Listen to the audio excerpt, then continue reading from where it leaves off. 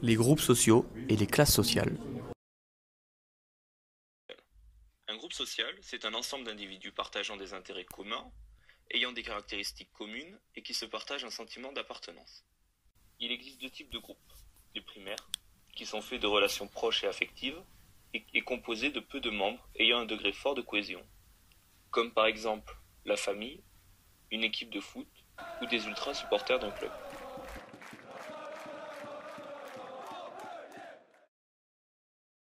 Le groupe secondaire est constitué de relations utilitaires à faible degré de cohésion et est composé d'un plus grand nombre d'individus, comme par exemple les gilets jaunes ou les supporters d'une nation.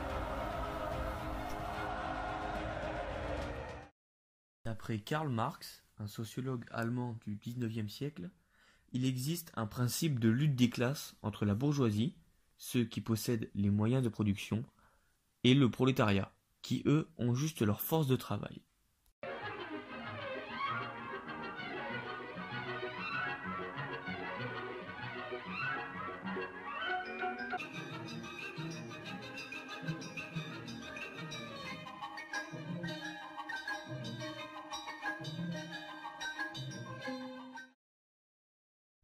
Cette lutte est exprimée par le désir d'augmentation de salaire par les prolétaires et le désir d'augmenter son profit par les bourgeois. Mais le sociologue allemand Weber voit les classes sociales différemment. Il distingue trois ordres hiérarchiques.